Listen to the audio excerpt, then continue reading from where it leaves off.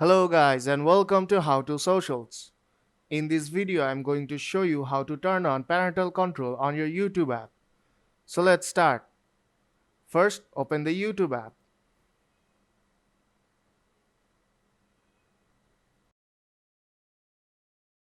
Now tap on your profile picture on top right corner.